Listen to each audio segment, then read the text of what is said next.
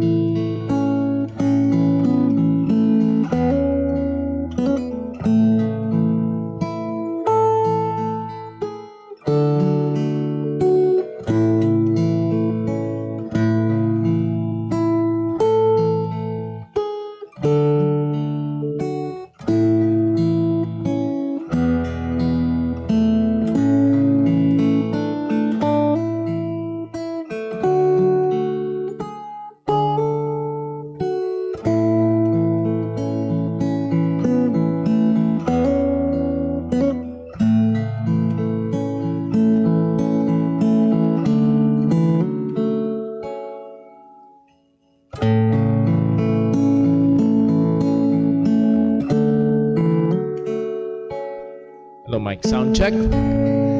Isang mapagpalang umaga po sa bawat isa. It's a gloomy Sunday morning. Kanina ay umaambon-ambon, kagabi ay medyo umulan. Pero salamat sa Diyos sa kanyang patuloy na kahabagan at biyaya. And today is Sunday. It's the Lord's Day. And nawa ay hindi tayo dumepende sa ating nakikitang panahon, kundi sa katotohanan na ating nalalaman na sa unang araw ng linggo ay nabuhay muli ang ating Panginoong Hesukristo. That's why we have real reason na tayo ay mag-celebrate, tayo ay magtipon-tipon at ang ating pananampalataya, as Paul said, dahil nga tunay na nabuhay muli si Jesus, hindi walang kabuluhan ang ating pagsamba at pananampalataya sa Kanya. Welcome po sa Sunday morning service. This is Jesus Christ Baptist Church. Welcome po sa bawat isang naririto, maging sa ating mga kasama online. This is the first part ng ating gawain pag Sunday, pag Lord's Day, which is our Sunday School. At nagpapatuloy tayo sa ating serye about worship. At ang ating pag-aaralan ngayong umaga ay medyo mainit-init. Sapagkat ito ay paboritong tinuturo ng maraming mga churches, even Baptist churches. Pero again, as we have always stated, we stand on sola scriptura. at ang magdidikta ng doktrina at maging ng pagsamba ng iglesia ay hindi ang tradisyon ng maging ng mga Baptist churches kung hindi na ang salita ng Panginoon. But before we go there, tayo ho muna ay tumayo, tayo po ay umawit. Hilingin natin si Brother Tristan na tayo ho ay pangunahan. Let's all stand up, please.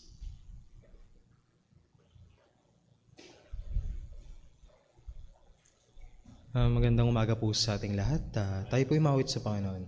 Awitin po natin, Books of the Bible.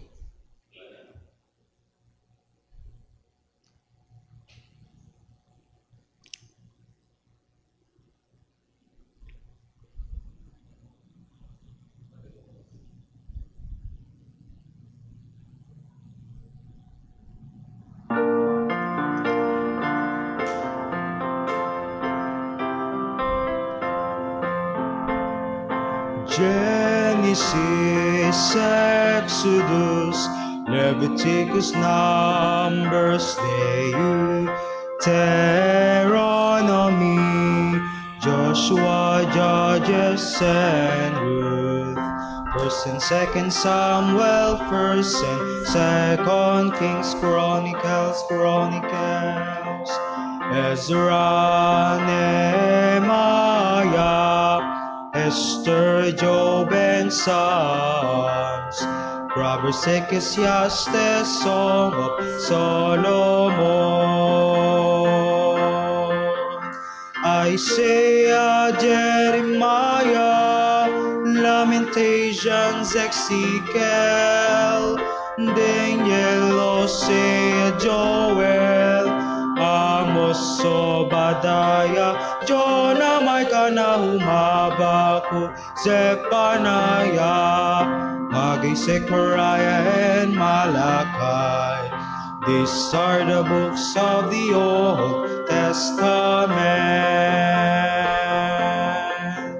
Matthew, Mark, Luke, John, Acts, Romans, 1st and 2nd Corinthians, Galatians, Ephesians, Philippians, Colossians, 1st and 2nd Thessalonians, 1st Timothy, 2nd Timothy, Titus, Philemon, Hebrews, James, 1st Peter, 2nd Peter, 3 John, Jude, and Revelation.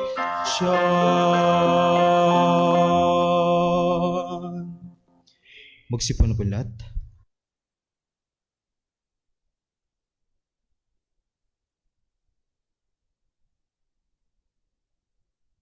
Ko lang ho. Ayan. So, salamat sa Diyos sa mga nagiging upgrade ho ng ating mga kagamitan ho ng ating pagsamba, and I hope tayo ay maging mabuting katiwala ho nito, at ang goal ho nito ay lalong maging maliwanag ang atin hong mga pangangaral, even yung ating mga kapatiran or mga kaibigan na nakikinig online. So dumako ho tayo sa pagpapatuloy ng ating lesson again. This is a continuation ng ating serye about worship, which is our greatest priority. Ang pagsamba sa Diyos ang ating pinakadakilang prioridad. At nawa tulungan tayo ng Diyos at patuloy ng ating mga kaalaman at maging mga gawain. Lalo higit may kinalaman sa ating every Lord's Day worship ay mahulma, ma-transform sang-ayon sa katotohanan ng salita ng Panginoon. Before we go on, tayo ho muna ay manalangin. Panginoon naming Diyos, aming Ama sa langit, aming pinupuri at pinapasalamatan ka sa iyong kabutihan, sa iyong katapatan, O Diyos, as we have sang about the 66 books of the Bible.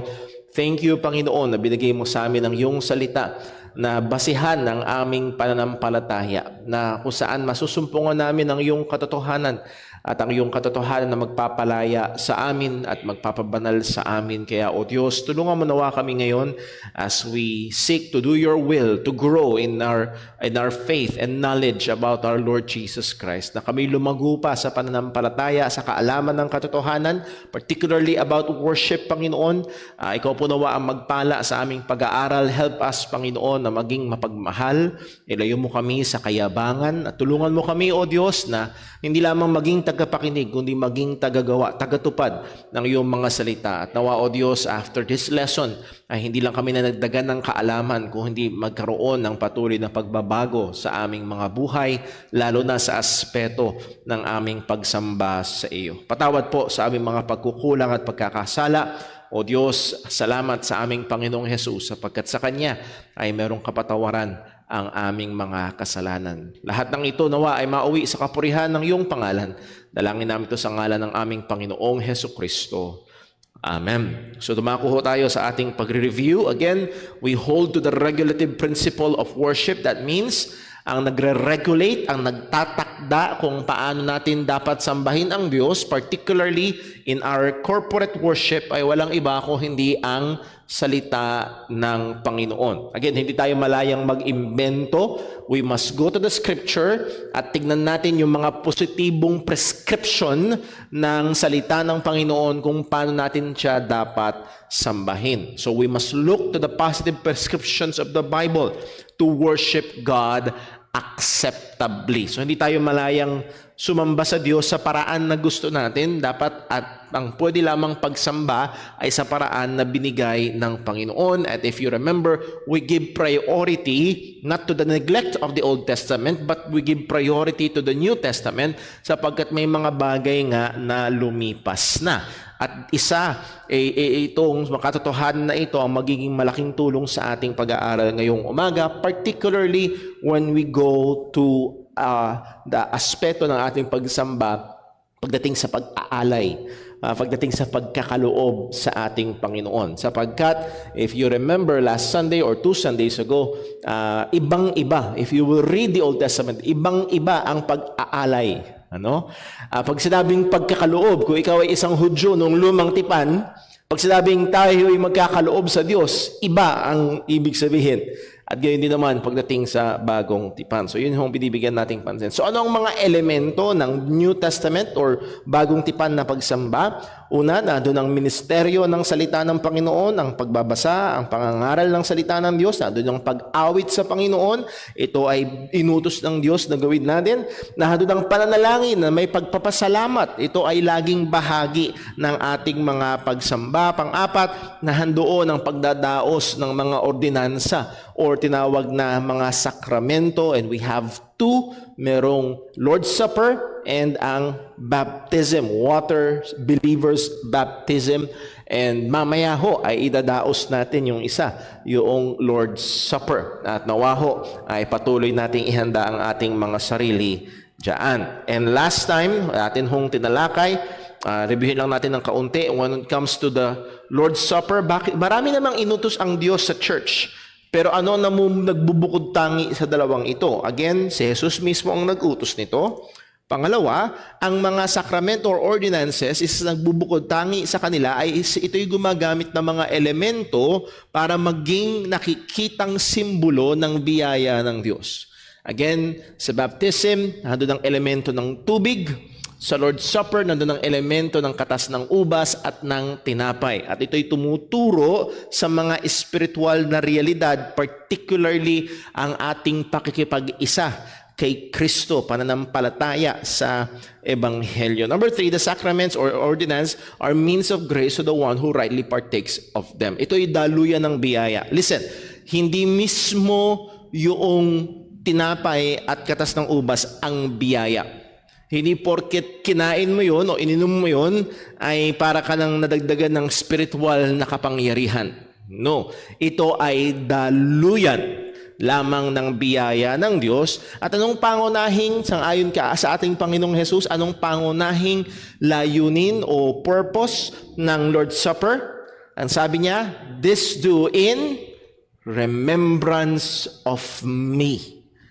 So again, napakaganda sapagkat ang Lord's Supper ay kinakabig ang ating mga paningin upang tumingin kay Jesus. And that is very, very good. Ganun lamang. At yun ang paraan upang hindi magical. Pag ginawa mo to, tinake mo to, ay may magical na mangyayari. No, there is that effort that we should remember Jesus Christ. At dun lamang talaga natin nagagawa Hindi ritual na basta go through the action.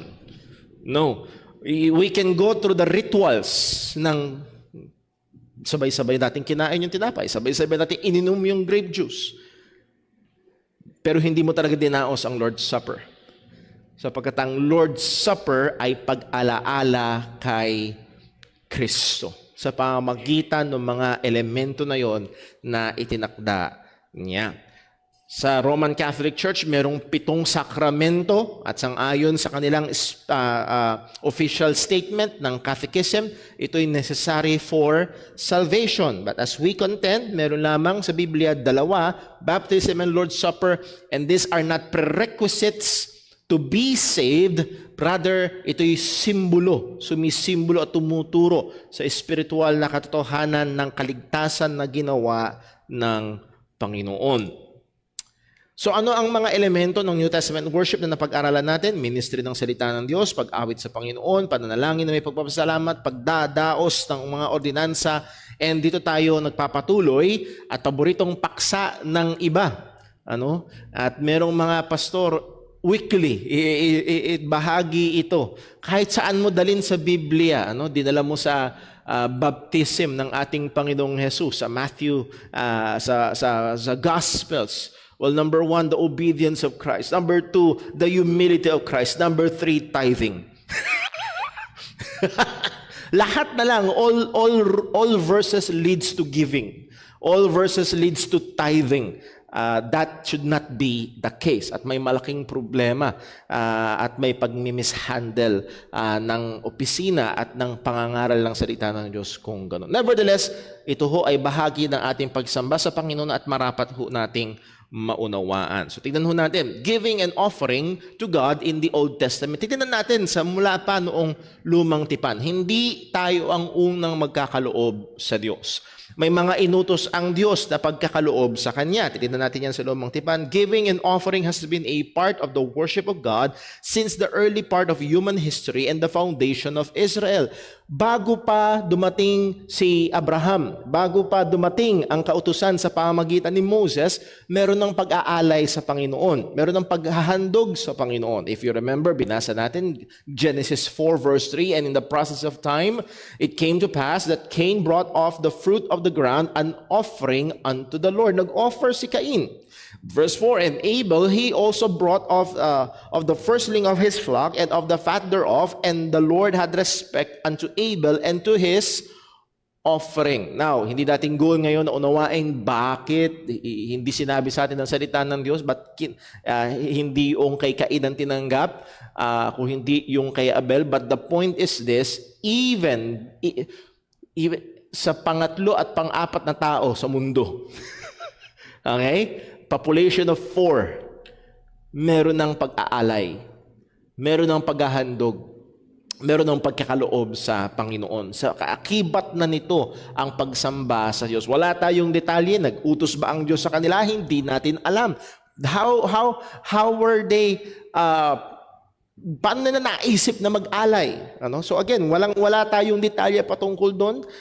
Some speculations that it's very much built into worship. Parang imposibleng mag-worship na walang pagkakaloob, na walang pag-aalay sa Panginoon. Nevertheless, ang punto lang ho natin dyan, bahagi na nung una pa man ng pagsamba sa Panginoon ang pag-aalay sa Kanya. Binigyan natin pansin, pagdating sa lumang tipan, yung mga kautusan ng Panginoon, Genesis 46 verse 1, and Israel took his journey, at yung Israel ho dyan is si Jacob with all that he had, and came to Beersheba noong pumasok na sila sa Egypt.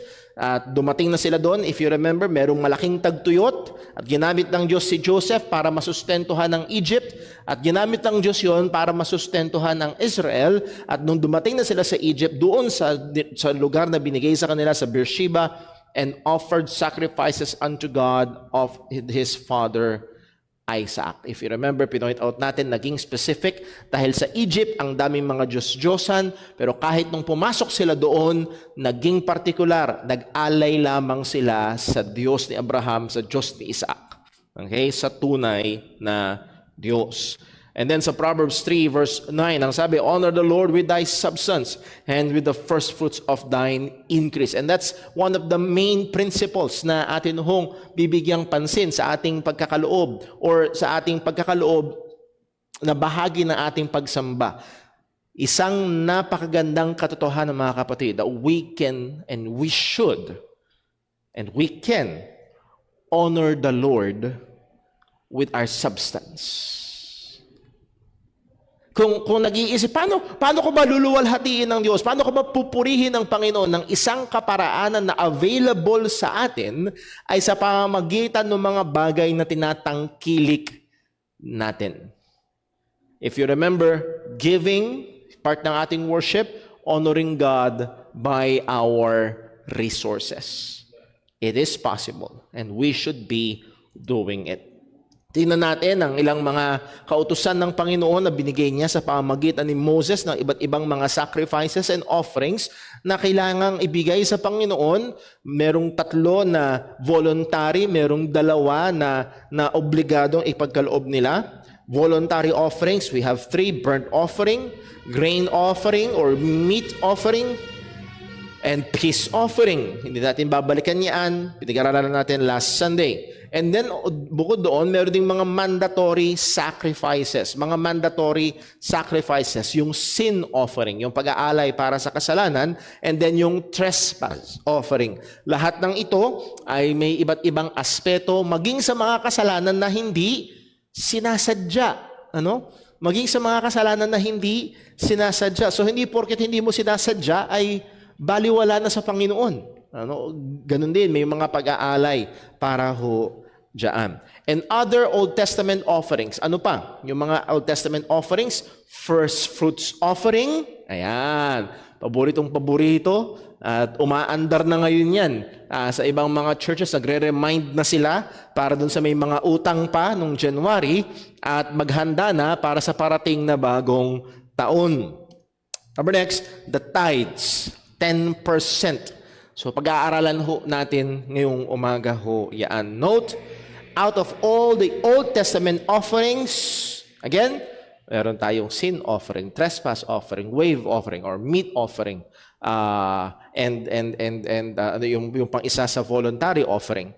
Pero out of all the Old Testament offerings, many churches continue to implement this too in the New Testament church. Ano yung dalawa? First fruits and the tithes.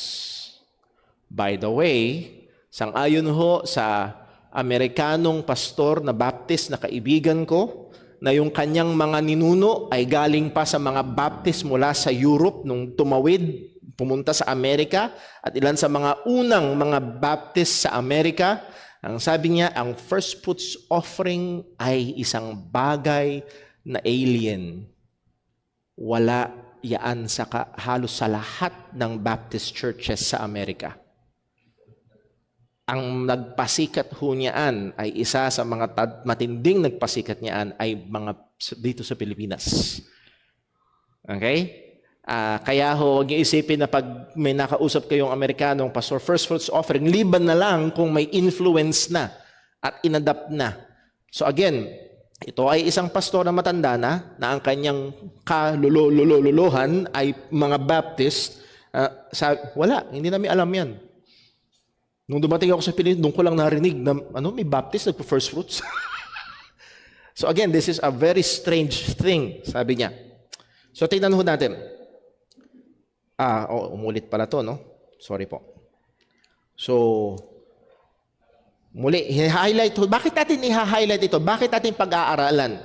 Dahil ho, ito yung dalawang madalas na pinapatupad sa mga churches, mga Baptist churches, hindi lang mga Baptist churches, even sa JIL at sa iba pang mga religious groups at may mga pagkakataon na may kahigpitan na pinapatupad ito. May mga churches, may mga gawain na pag hindi ka nagbibigay ng 10%, hindi ka pwede maglingkod sa Diyos.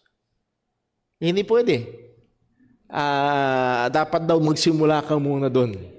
So, may mga narinig akong mga pastor na pagkatapos daw maligtas ang isang tao, ang unang ituturo ay baptism, pangalawang ituturo ay tithing.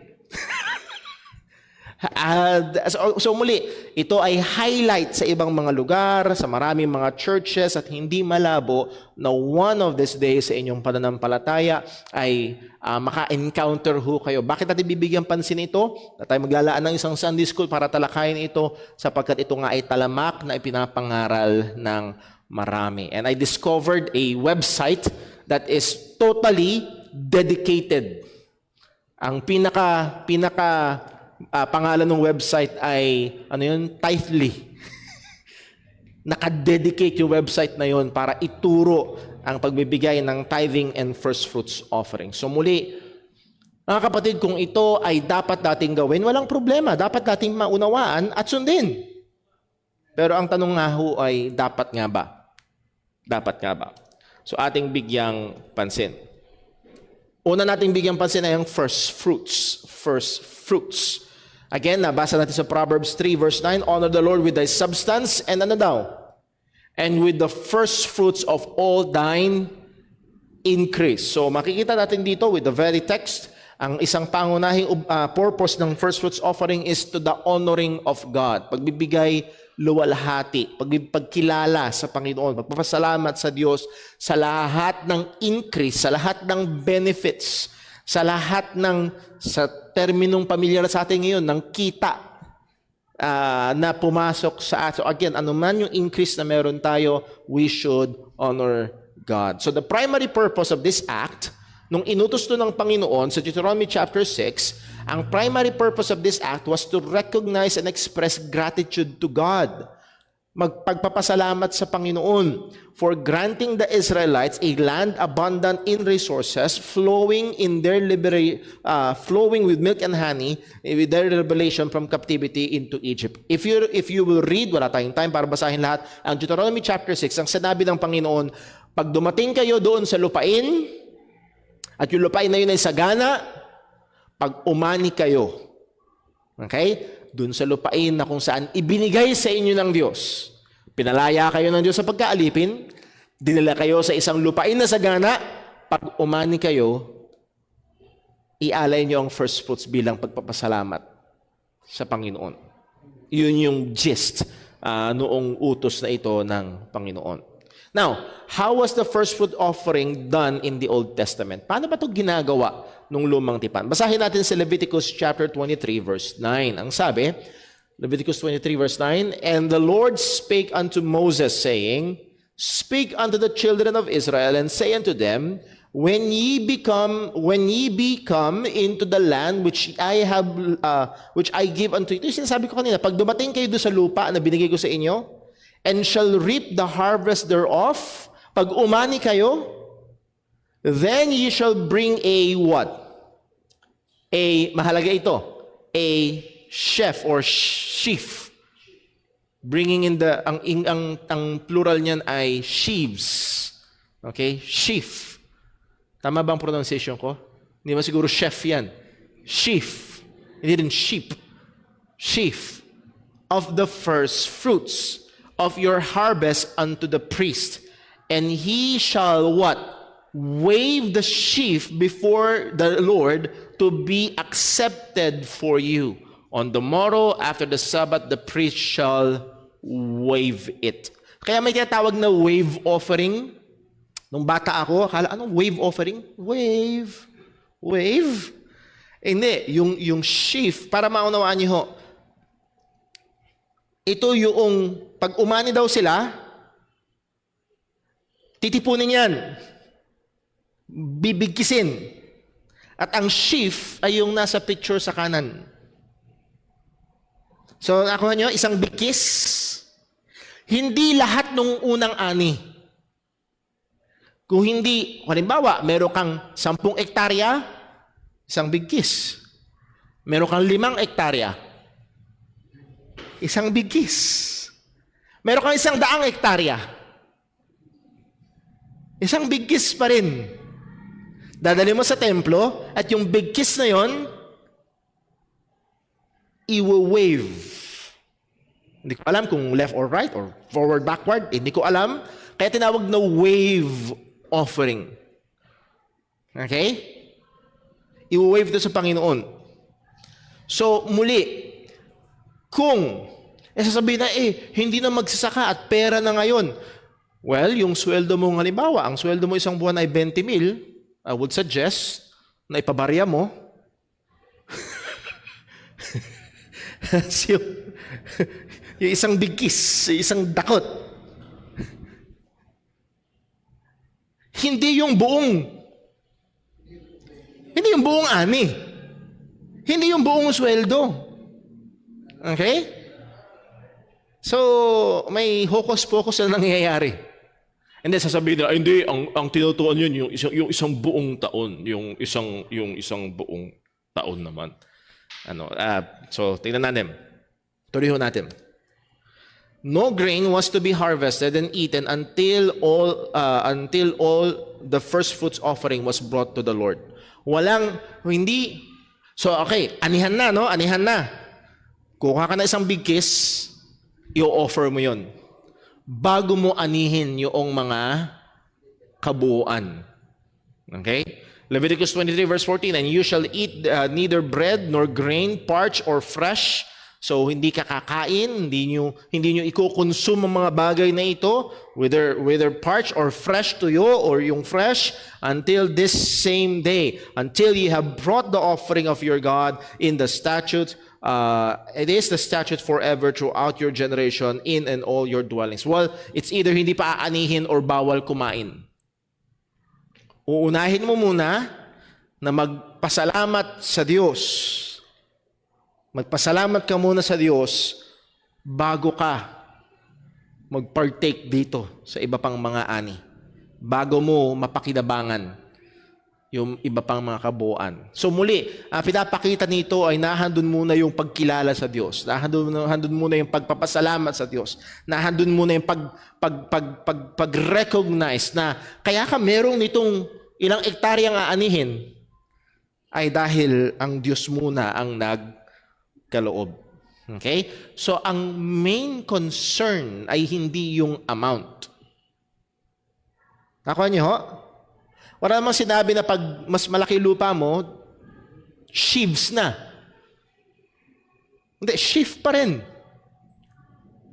So hindi yun ang concern. Ang concern dito ay mayroon mo ng pagkilala, pag-honor, pagpapasalamat sa Panginoon.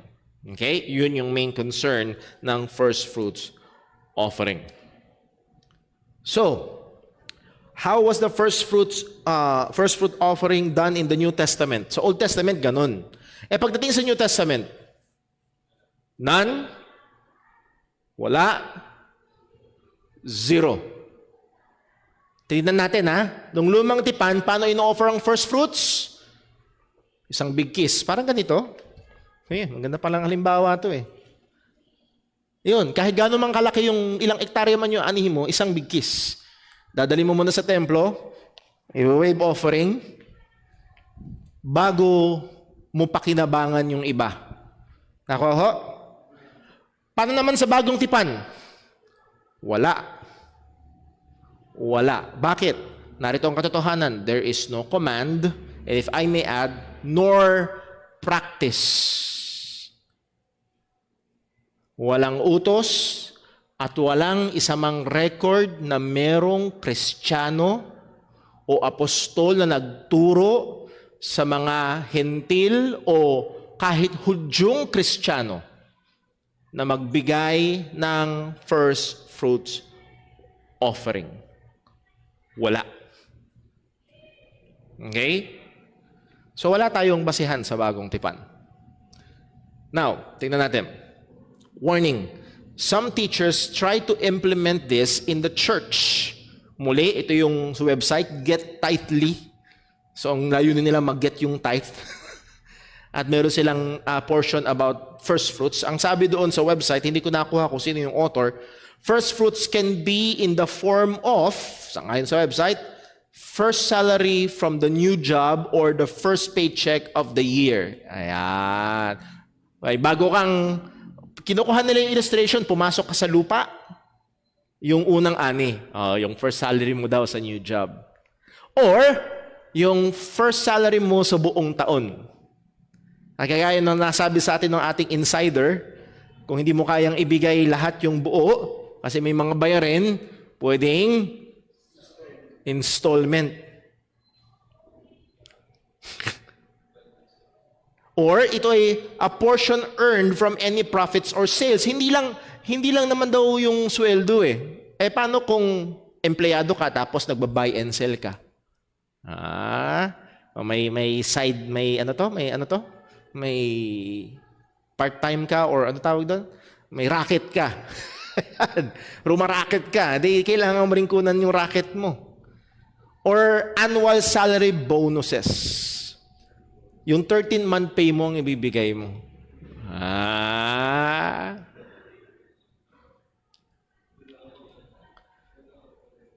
At ang gusto kong pansinin niyo ho, ayun nasa baba. Note, they offer no biblical basis. Ang gagawin lang nila, pupunta sila sa lumang tipan. Na kung saan, hindi pera, kung hindi ani. Na kung saan, meron din mga hayop, may first fruits din ng hayop, yung panganay. Okay? Pero never ang pera. Never ang pera. So muli, wala silang biblical na basihan. Paano nasabing yung unang sweldo ng taon? Paano nasabing yung 13-month pay? Paano yung walang 13-month pay? At saan na nakakuha? Saan chapter and verse na may pwedeng installment?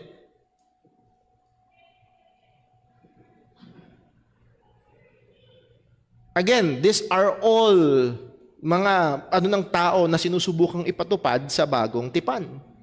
Sa iglesia ng Diyos sa bagong tipan. Truth. In the New Testament, the first fruits offering is mentioned 7 times. 7 beses minention ang first fruits sa New Testament. It is always symbolic. Okay? Sasabihin, hindi, ang first fruits nasa New Testament. Then yes, mababasa mong first fruits sa New Testament, pero hindi ito pumapatungkol doon sa lumang tipan na first fruits, kundi ito yung sumisimbolo lagi. At 3 ang makikita natin. Una, it is a symbol of a small or first in chronology part of the many. Ito yung sumisimbolo sa maliit na bahagi ng karamihan or unang bahagi ng mga susunod pa. For example, sa Romans 16 verse 5, likewise greet the church that is in their house, salute my well-beloved Epainetus. Gusto niyo ng pangalan ng bata? Na biblical? Salute, greet Epainetus, who is what? The first fruits of Achaia unto Christ. So siya ay higit sa malamang, ang gamit ng first fruit dito is first in chronology. Pagdating doon sa mga naligtas sa Achaia, ang una o isa sa mga unang naligtas ay yung sambahayan ni Epainetus. Yun yung gamit ng word na first fruit dito. Nakuha niyo? First in chronology or a small part representing the whole. Actually, yung small part representing the whole, kuha yun sa lumang tipan. Bakit? Yung unang sheaf, hindi lang naman yun yung pinagpapasalamat mo sa Diyos. Yun ay sumisimbolo ng pagpapasalamat mo sa Diyos sa lahat nung ani na meron ka. Number 2, believers set apart for the Lord. Ang mga mananampalataya na set apart for the Lord. Again, ang first fruit ay binubukod para sa Panginoon. At ang sabi ni James sa James 1:18, of His own will begot He us. Again, ang kapanganakang muli natin ay nakabase hindi sa kalooban natin, kundi sa kalooban ng Diyos. Of His own will begot He us, that with the word of truth, that we should be a kind of what? First fruits of His creatures. Tayo ay maging unang bahagi o unang bunga. So again, ito'y sumisimbolo na ang mga mananampalataya ay set apart. Among of all of God's creation, ang mga mananampalataya ay set apart para sa Diyos. And then number 3, the first fruit offering is fulfilled in Jesus Christ. The first fruit offering actually points to Jesus Christ. Ang sabi ng 1 Corinthians 15:20, but now Christ is risen from the dead and become what? The first fruits of them that slept. Si Jesus ang una. Hindi ibig sabihin siya ang chronologically unang bumangon mula sa mga patay. Merong mga si Lazarus ay unang bumangon mula sa mga patay kaysa ating Panginoong Hesukristo. But again, this is yung kauna-unahan siyang gumapi sa kamatayan. Si Lazarus namatay ulit. Itong muling pagkabuhay na ito ay muling pagkabuhay sa buhay na walang hanggan. At ang una rito ay si Kristo. And guess what? Ito ay napakagandang pag-asa na meron sa atin. Bakit? Siya yung una. At ibig sabihin, lahat nung nasa Kanya ay isang araw sasama. So again, ang first fruits ay tumuturo sa ating Panginoong Hesukristo. Romans 11 verse 16 ang sabi, for if the first fruit be holy, the lump is also holy. And if the root be holy, so are the branches. So Christ is the first fruit. He is holy. And all who are in Christ, the lump is also holy. So tayong mga na kay Kristo Jesus, dahil siya ang una, is the first fruit. Tayong mga nasa Kanya ay banal din naman at may pag-asa, may tiyak na pag-asa ng muling pagkabuhay. So New Testament first fruit points to Christ, not to our financial giving. Walang isa mang gamit sa bagong tipan ng first fruit na tumutukoy sa perang ibibigay sa church. Wala. Okay? Wala. Sorry, medyo mali-mali yung aking animation sa PowerPoint ngayon. So muli, walang basihan sa bagong tipan na ipatupad ito sa iglesia, ang first fruits. Walang basihan na yung unang sweldo ng taon. Walang basihan na kung gusto mo installment. Walang basihan na yung 13th month pay. Walang apostol na nagturo nito. Walang Kristiyano sa Bible na nag-practice nito. So wala ho. Number next, tignan natin yung ikapo. Ikapo or tithes. Muli, ito'y malinaw na inutos. Deuteronomy 14 verse 22, thou shalt what? Truly, and kaakibat niyan, surely, tithe all the increase of thy seed, that the field bringeth forth year by year. Itatithe mo daw yung ibubunga ng yung, meron kang lupa, ang trabaho mo ay sakahan. Lahat ng aanihin mo dyan, kada taon, ibibigay mo yung 10. Simple math, umani ka ng isang taon ng 100 kaban, anong ilan ang bibigay mo? 10. Sa isang taon, umani ka, the next year, umani ka ng 200 kaban. Ilan ang bibigay mo? 20. Okay? Yun yung tithe. Yun yung 10%. At ang sabi ng Diyos, truly, gagawin mo yan, ibibigay mo yan. Leviticus 27 verse 30, and all the tithe of the land, whether of the seed of the land or the fruit of the tree, is the Lord's. It is holy. Paborito nila itong verse na ito, Leviticus 27 verse 30. Okay? So lahat daw ng 10% ng buong lupain, sa Diyos yan. Hindi yan sa'yo. Ganyan. Hindi yan sa'yo. Huwag mong nakawin. Huwag mong kunin yung hindi sa'yo. Sa Diyos daw yang 10%. Ganyan yung mga banat. Now, totoo ba? Leviticus 27 verse 30. Okay? Inutos yan. Totoo yan. Nung lumang tipan. Okay? Kasi sabihin mo, yung bang 10% hindi ba sa Diyos ngayon? Hindi, 100% sa Diyos ngayon. Okay? Sa sensya na ho, may mali-mali sa ano. Question. Ito yung tanong, are New Testament believers are believers in the New Testament required to give their tithes? I-spoil na natin agad yung sagot. The answer is no. Kung paanong same reason doon sa first fruits, walang utos, walang gumawa sa bagong tipan ng first fruits offering, ganun din, walang utos at walang gumawa sa bagong tipan ng tithes, giving of tithes or returning of tithes. Number 1, there is no command nor example in the New Testament.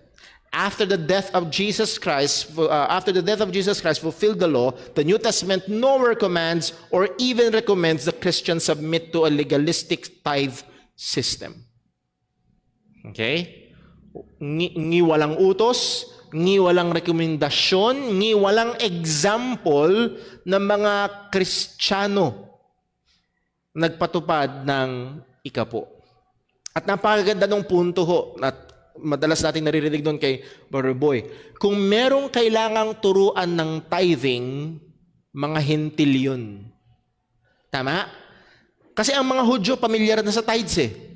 Galing sila sa Old Testament, pamilyar na sila. At kung ang mga hentil na Kristiyano ay may obligasyon, dapat turuan sila ng mga apostol. Pero walang nagturo kahit isa. Pinabayaan ba sila? Hindi ba ginawa ng mga apostol yung kanilang trabaho? No. The New Testament nowhere designates a percentage of income a person should give. Walang saan man sa Biblia, sa bagong tipan, na nagsasabi kung ilang porsyento ang kailangang ibigay ng Kristiyano. Wala. It is Brother Paul, meron akong alam na verse sa New Testament.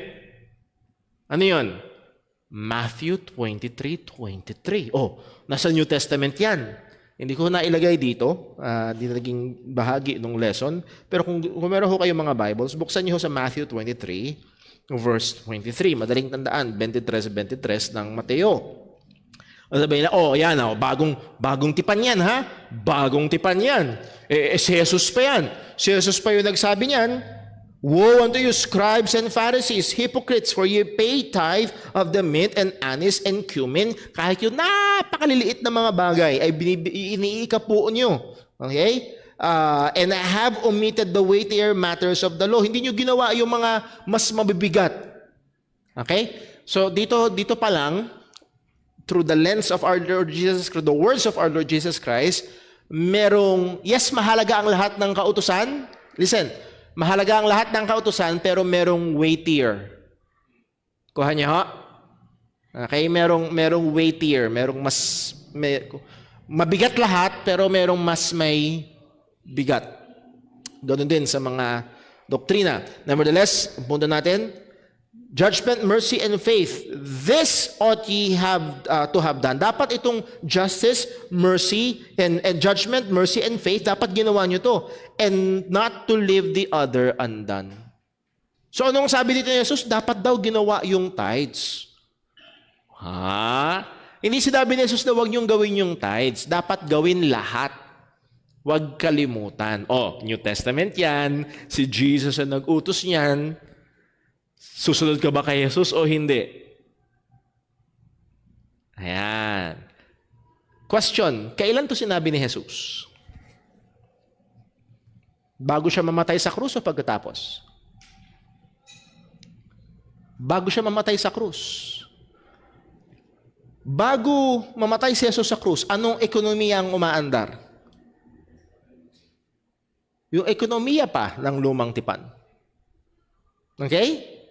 At bilang isang tapat na Hudyo na nasa ilalim ng lumang tipan, anong iuutos ni Jesus? Huwag niya lang gawin yung kautusan na yon o hindi? Ay, gawin nila o huwag nilang gawin? Dapat gawin. Pero, pagkatapos mamatay ni Jesus sa krus, pagkatapos niyang umakyat sa langit, wala na. Wala nang utos na mag-ikapo. So, listen. Yes, naintindihan ko. Yes, nasa bagong tipan, nasa New Testament book ng Matthew, pero kung magiging honest sila, ang Matthew 23:23 ay nasa ilalim pa rin na ekonomiya ng lumang tipan. That's why umaandar pa rin itong pagbibigay ng ikapo. So, invalid yung kanilang argument na merong utos sa bagong tipan. Si Jesus pa mismo ang nag-utos na magbigay ng ikapo. Why? Because it is still under the Old Testament economy. Naglilingkod pa rin yung mga Levites dun sa templo. Umaandar pa rin yung mga pag-aalay dun sa templo. Pero if you remember, napag-aralan natin, nung namatay si Jesus sa krus, ano nangyari doon sa curtain sa temple? Nahati. Expired na ang paglilingkod sa templo. Expired na ang office ng mga Levites. Si Jesus na ang ating high priest. Number next, sorry po, mali yung, so muli, walang command.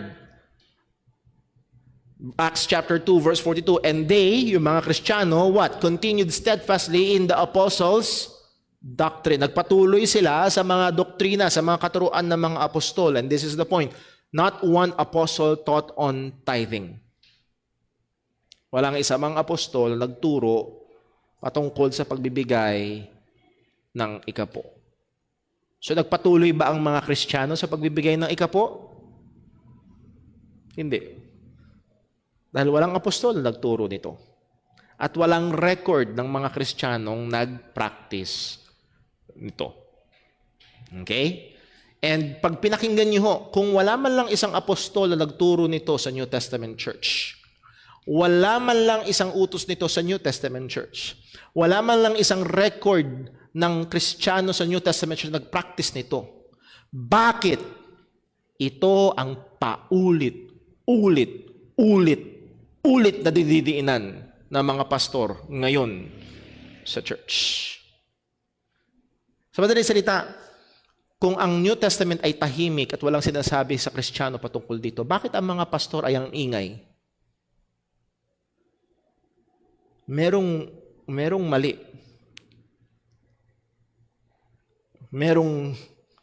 Merong nagpapatupad sa New Testament ng hindi inutos ng Panginoon para sa mga Kristiyano. Tuloy natin.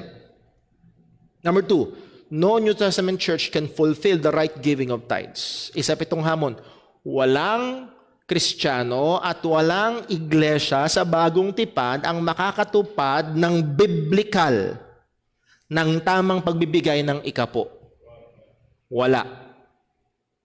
Again, mahalaga. Sa lumang tipan, ang pagbibigay meron 3 klase ng ikapo at pag tinotal mo, 23.3% yearly. Pinag-aralan natin ito, hindi natin babalikan lahat. Number 1, Levitical tithes, 10%. There are no more Levites. Bakit hindi kayang gawin ng church ngayon yan? There are no more Levites. Sasabihin nila, ang pastor na ngayon na naglilingkod.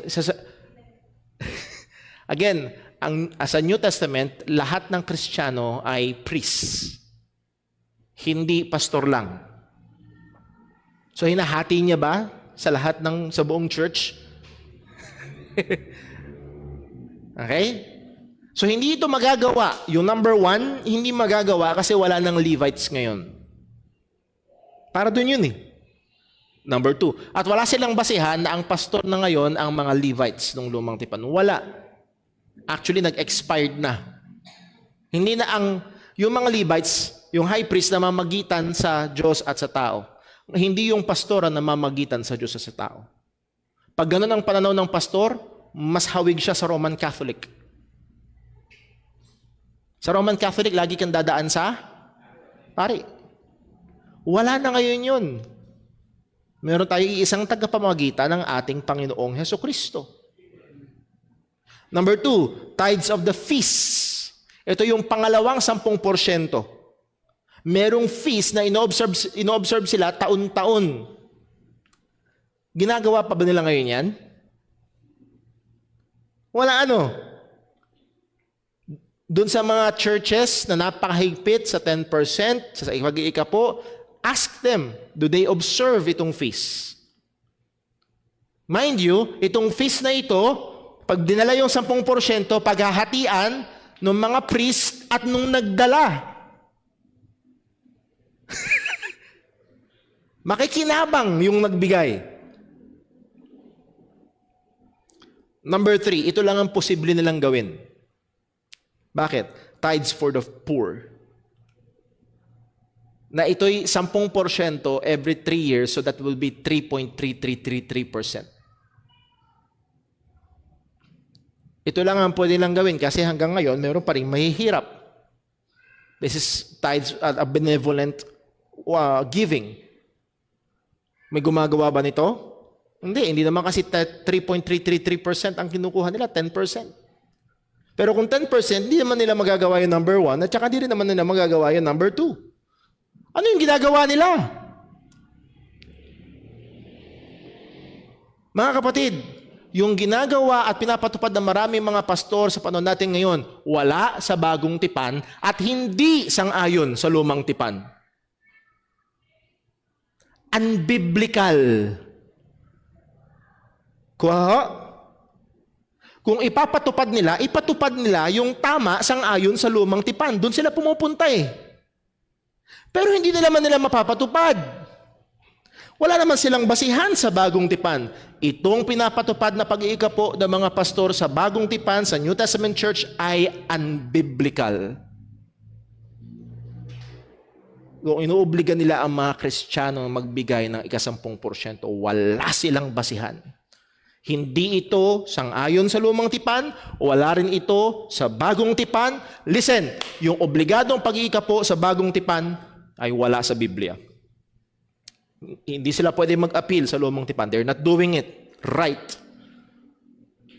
Kung gagawin nila, listen, kung sasabihin nila yung ikapo sa bagong sa lumang tipan, tatawid sa inyo, gawin nila ng tama. I will challenge them. Gawin nila ng tama, please. That would be 23% a year. Pero hindi nila ginagawa. So again, wala. No New Testament church can fulfill the right giving of tithes. Hindi pwede. Number 3. Ito yung paboritong passage pagdating sa tithing. Malakay chapter 3 verse 8. Will a man rob God? Nanakawan ba ng tao ang Diyos? Bakit naman pag nanakaw? Nabasa natin kanina, ang 10% ay the tithes is the Lord's. So pag kinukuha mo yung sa Panginoon, ano tawag doon? Pag nanakaw. Nanakawan ba ng tao ang Diyos? Siyempre sabihin, hindi. Ye robbed me, ninanakawan niyo ako, sabi ng Diyos. But ye say, wherein we have robbed thee. Saan ka namin ninakawan? In tithes and offering. Take note, plural or singular yung tithe? Plural or singular? Kasi meron 3 klase nga. Plural or singular yung offering? Plural, kasi ang daming klase ng offering.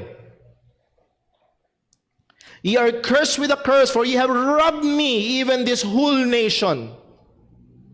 Bring ye all the tithes into the storehouse, that there may be meat in mine house, and prove me now herewith, saith the Lord of hosts, if I will not open the windows of heaven and pour out the blessings, that ye shall be not be room enough to receive. So magbigay ka na ikapo. Aapaw ang pagpapala ng Diyos. Gusto mo bang pagpalain ka ng Diyos na wala kang pagkalagyan? Ibigay mo ang 10%. Sorry, ibigay mo ang 23%. Hindi 10% lang. Now, ito yung kanilang paboritong verse. Number 3, their favorite verse refutes New Testament obligation. Yung paboritong verse nila ng pagpapatupad sa bagong tipan, ng pag-iikapo, mismo ay nagre-refute. Nagpapakita na ito'y mali na ipatupad sa bagong tipan. Bakit? Anong salay ng Malakay 3:8? Will a man rob God? Yet ye have robbed me, because ye say wherein we have robbed thee in tithes and offerings. Binigyan natin ng punto doon sa number 2, yung tithes. Plural. Yung tatlong klase. Pero hindi lang tithes ang ninanakaw. Ano pang ninanakaw? Offerings. Question, ano yung offerings na yan? Sin offering, trespass offering, burnt offering, meat offering, lahat ng offering. Those who will insist on implementing tithing in the New Testament, or else believers will be robbing God, should be consistent and should also require the offerings. Hindi lang naman yung ikapo ang ninanakaw ng tao eh. Sang-ayon sa Diyos ha? Pati yung mga offerings. So kung iuobliga nila ang ikapo, please, obligahin din nila yung offerings. Naalala ko ho, merong pagtitipon ng mga pastor dito, pinoint out ko ho yan, wala. Hanggang sa hindi na lang nila sinagot. Burnt offering, grain offering, peace offering, sin offering, trespass offering, ipagawa nila yan. Now, sasabihin nila, the very reason why they would not implement the giving of offerings are exactly the same reason why the Old Testament obligatory tithing is not and should not be implemented in the New Testament church. Bakit hindi na ginagawa yung offerings? Bakit hindi na ginagawa yung offerings? Bakit hindi na ginagawa yung offerings? Kasi dumating na si Jesus. Bakit di na kailangan gawin yung obligatory tithing? Kasi dumating na si Jesus. Wala na ang pag-aalay sa templo, wala na rin mga Levita sa templo. Ang templo na ngayon ay ang mga Kristiyano, hindi ang church building, hindi rin naman itong religious organization, kung hindi ang mga mananampalatayang natitipon. Yan ang templo ng Panginoon. So muli, kung hindi nila ipapatupad yung offerings, wala silang basihan para ipatupad yung obligatory tithing. Liba na lang kung ipipilit nila ang mga pastor, ang Levites sa panahon natin, which is wala silang basihan. Wala silang basihan. Okay? So, ano ba ito nangyari sa mga... So, dito tayo matatapos. Next Sunday, pag-aaralan natin. So, okay, Brother Paul, kung hindi na first fruits offering, kung hindi na tithing, at hindi na tayo mag-o-offering ng mga iba't ibang offerings na yon, sin offering, burnt offering, peace offering, meat offering, and so on. How should we give? Paano tayo dapat magbigay? And pangalawang tanong sasagutin natin next Sunday, what should we offer? Ano naman yung ating ibibigay? Next Sunday yun. Muli, binigyan natin ng pansin ng mahaba-habang oras itong dalawa, first fruits at tithing. Why? Sapagkat ito'y talamak na sinusubukang ipatupad sa mga iglesia, sa mga Kristiyano sa panahon natin ngayon, which is walang biblikal na basihan. Okay? Meron po bang may tanong?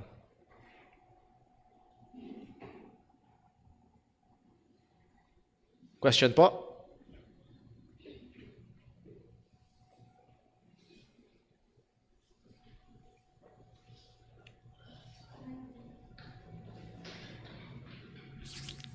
Question?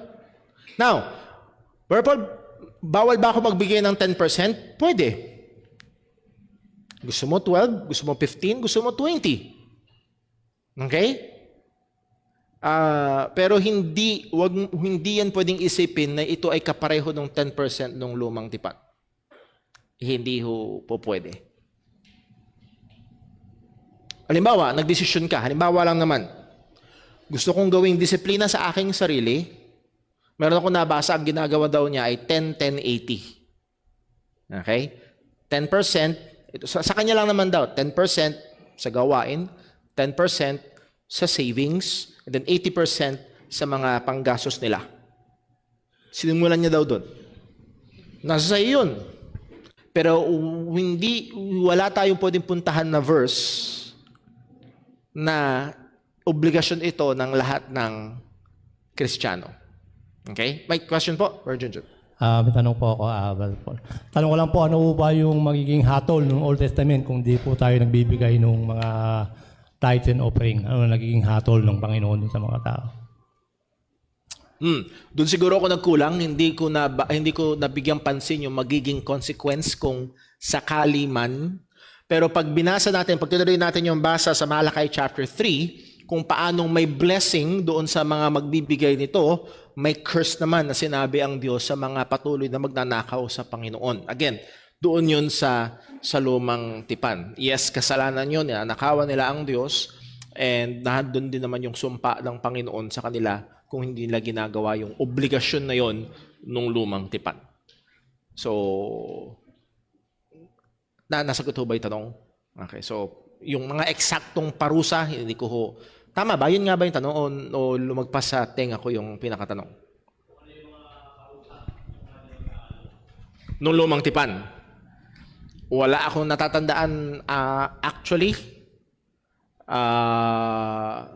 Pero sa ngayon, ang nare-recall ko agad ay yung ang sinabi sa Malakay chapter 3 na doon yung sumpa ng Panginoon sa kanila. Ano po? Meron pa ho ba? Or Jesnel? Good morning, Brother Paul. Para po sa mga, halimbawa, nasa mga churches pa na nagpapatupad ng tithes and offering, ano po yung magandang gawin nila? Kung halimbawa, yun lang yung, sa lahat ng tinuturo doon sa church, na yun lang yung parang, yun lang yung unbiblical na doctrine na pinapatupad, ano po yung kailangan gawin ng isang member noon na tunay na Kristiyano? Again, as if you have anything against your brother, go and tell him. And at that point of time, he has something against those who are ministers in the church, sapagkat he is convinced, ayon sa katotohanan ng Panginoon, na nagtuturo sila ng hindi ayon sa salita ng Diyos. So he must approach leadership. And I hope merong ayos at magandang relationship between the member and the leadership. Sadly, madalas ay may hindi bukas yung komunikasyon. May mga untouchables na mga leaders sa church, na hindi welcome ang anumang pagpo-point out ng mali nila. I know of a case, ibang doktrina, pero sumulat lang yung member. Para talagang mai-point out niya yung mai-share niya, maipakita niya yung kanyang tingin niya na sinuturo na sumulat lang. The next week, excommunicated. Excommunicated na yung member. So again, may mga ganun. No? So hopefully, merong bukas na komunikasyon. Hopefully, ay merong enough humility and teachableness yung nasa leadership para upuan at pag-aralan. Now, sadly, I think in more cases than not, ay mas madalas yung hindi magiging maganda yung pagtanggap. At dahil nga ito ay malaking-malaki, ito yung big thing sa maraming mga churches, hindi ito ay higit sa malamang magiging rason para mangailangang humanap ng ibang church. Kasi higit sa malamang mamamarkahan siya doon sa church. Kung napakahigpit nila, madidisiplina pa yung tao. Hindi ka nagbibigay na ikapo, ididisiplina ka namin. Higit sa malamang baka maging ganun yung and it's very sad kung ganun yung nangyayari. So kailangan munang gawin niya una ipag-pray niya, pangalawa kausapin niya, and hopefully merong malusog at magandang komunikasyon between the member and the leadership of the church. At nawa ay pwede siyang gamitin ng Panginoon sa ganong kaparaanan. Meron pa ho ba? Question? Now, Brother Paul, kung hindi natin obligasyon magbigay ng tithes, hindi natin magbigay ng mga Old Testament offerings, hindi natin obligasyon magbigay ng first fruits, anong obligasyon natin? Sabihin ko na agad, baka mamaya, pagdating ng offering, wala nang lumapit dito sa harap. May obligasyon tayong magbigay pa rin sa Panginoon. Mag-honor pa rin sa Diyos. Honor the Lord with thy substance. That still rings true. luwalhatiin pa rin natin ang Panginoon, pasalamatan pa rin natin ang Panginoon sa pamamagitan ng mga bagay na natangkilik natin. So basahin ko lang ho mabilis yung mga question po, text po ni Brother Boy sa mga alagang hayop, the tenth that pass under the rod. 10% ba yun ng mga alagang hayop o number 10 na hayop? Well, I think that's the way para kunin nila yung ika-10%. Halimbawa, meron kang 100 baka, papadaanin sila sa gate or sa rod, kada 10, ihihiwalay nila yung unang sa Panginoon. And in that way, ay pwede rin maiwasan yung pipili ka lang. Pipiliin mo yung mga mahihina, pipiliin mo yung may mga sakit. And kung meron ka 100, pipili ka ng 10 na hindi maganda, nahandun pa rin yung providence, yung depende sa takbo ng mga baka. So hindi maiiwasan yung pangkokontrol ng tao sa bagay na yun. So ilan yun sa mga bagay na pwedeng tingnan. Dapat pa din daw sundin ang utos na mag-ikapo sa lumang tipan kasi wala namang daw verse na inabolish ang tithing. Paano naman yung mga offerings sa Old Testament? Well, again, kung ipipilit ho nila yun na kailangang sundin ang utos sa lumang tipan, obey it properly. That's 23% a year. Kasi sabihin nilang hindi inabolish, hindi 10% lang, 23%, lahat-lahat. Obey it properly. Now, bakit natin sinasabi na hindi na? Kasi yung mga dahilan kaya binibigay ito ay wala na. Nakuha niyo ho? Wala na ang templo, wala na ang Levites. Wala na yung dahilan para ibigay yung ika-10%. So, hindi na siya obligasyon. Number next, ang Kristiyano daw pero